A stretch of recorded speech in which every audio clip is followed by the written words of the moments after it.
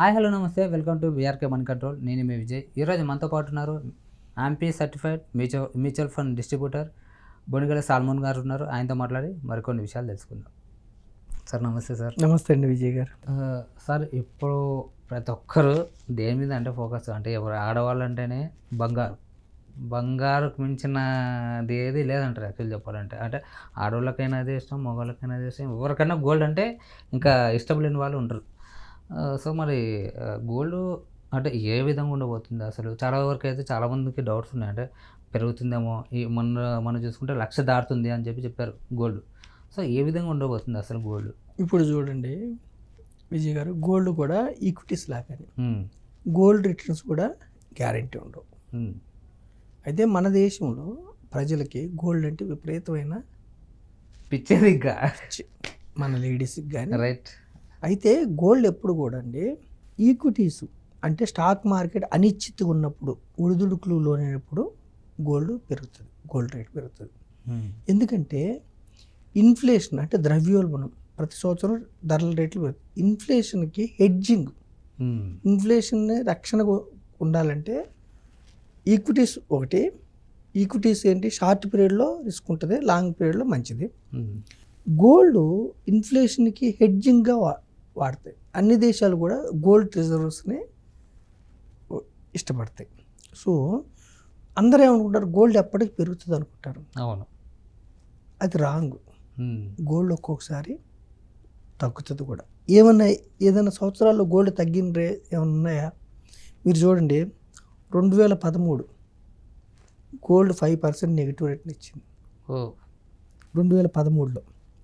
2014 9% negative రేట్ని ఇచ్చింది.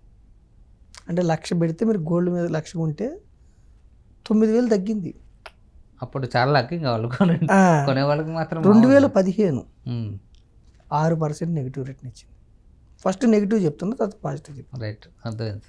2015 కూడా negative. తర్వాత కోవిడ్ 2020 కదా, కోవిడ్ తర్వాత మార్కెట్స్ బాగున్నప్పుడు గోల్డ్ తగ్గుతుందండి జనరల్గా. 2021లో 6% నెగిటివ్ రేట్ ఇచ్చింది.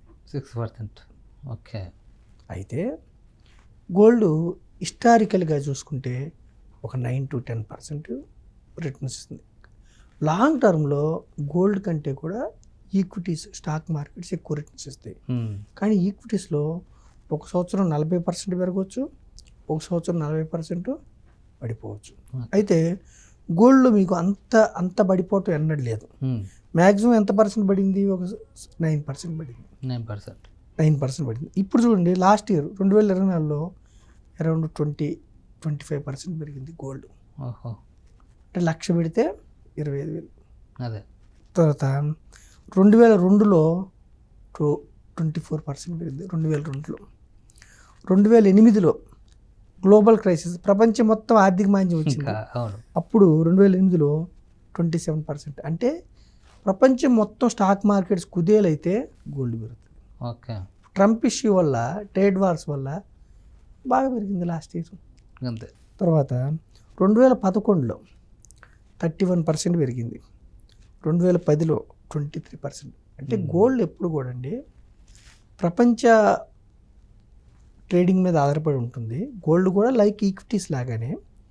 కాకపోతే ఇంకా ముందుకెళ్తుందంటే మన ఈక్విటీస్, మన దేశం కావచ్చు, అమెరికా కావచ్చు, యూకే కావచ్చు, అంటే ప్రపంచ దేశాల స్టాక్ మార్కెట్స్ అతలాకుతలమై అనిశ్చితిగా ఉంటే గోల్డ్ రేట్స్ పెరుగుతాయి. మళ్ళీ స్టేబుల్ అయినాయి అనుకోండి, గోల్డ్ రేట్స్ కుదురుకుంటాయి, తగ్గుతాయి. సో గోల్డ్ అనేది ఎప్పుడు కూడా సేఫ్ హెవెన్ లాగా ప్రజలు భావిస్తారు. హిస్టారికల్గా ఈ మధ్య బాగా పెరిగినాయి. హిస్టారికల్ రిటర్న్స్ చూస్తుంటే 9 to 10% మీకు వస్తున్నాయి. మన ప్రజలకు ఎట్లాగో అది ఫిజికల్గా ధరించడం, ఆ అనుభూతి ముందు మన పిల్లలు కానీ, మన భార్య కానీ, ఆడవాళ్ళు ఇంట్లో తల్లి కానీ, వాళ్ళు గోల్డ్ వేసుకొని తిరుగుతుంటే మనం పొందే అనుభూతి ముందు రిటర్న్స్ మనం పెద్ద పట్టించుకోం. కాబట్టి గోల్డ్ అనేది మంచి ఇన్వెస్ట్మెంటే, మనం కాదని చెప్పట్లేదు. తక్షణ అవసరాలకు కూడా ఉపయోగపడుతుంది. ఇది real estate as well as వెంటనే కూడా లిక్విడిటీ ఉన్న సెట్. రియల్ ఎస్టేట్లో ఏంటి, రియల్ ఎస్టేట్ కానీ వెంటనే అవసరం అయితే మనకు లిక్విడిటీ కాదు. ఇక్కడ లిక్విడిటీ కూడా అవుతుంది. వెంటనే అవసరం అయితే మనం దాన్ని మనం లిక్విడిటీ కూడా చేసుకోవచ్చు. చక్కగా లిక్విడిటీ చేసుకోవచ్చు, మన అవసరాలు తీరుతాయి. సో ఇంకా పెరుగుతుందో తగ్గుతుందో అంటే మనం చెప్పలేము. అనిశ్చితి కొనసాగితే స్టాక్ మార్కెట్స్లో పెరగవచ్చు, స్టేబుల్ అయితే తగ్గొచ్చు. ఒక్కొక్కసారి స్టాక్ మార్కెట్స్ పెరుగుతాయి, ప్యారలల్గా గోల్డ్ కూడా పెరుగుతుంది ఒక్కోసారి. ఓకే. గోల్డ్ కూడా మీకు డైవర్సిఫికేషన్ పాయింట్ ఆఫ్ వ్యూలో అన్ని గుడ్లు ఒకే బాస్కెట్లో పెట్టొద్దు అన్నాం కదా. అంతే. సో డైవర్సిఫికేషన్ పాయింట్ ఆఫ్ వ్యూలో కొంత రియల్ ఎస్టేట్లో మీరు పెడుతున్నారు, కొంత ఈక్విటీస్లో పెడుతున్నారు, కొంత ఎఫ్డీలో పెడుతున్నారు, కొంత గోల్డ్లో కూడా పెట్టుకోండి. ఫిజికల్గా పిల్లల కోసం, పెళ్ళిళ్ళ కోసం, వాళ్ళ ఫంక్షన్స్ కోసం అయితే ఇంకా హ్యాపీ.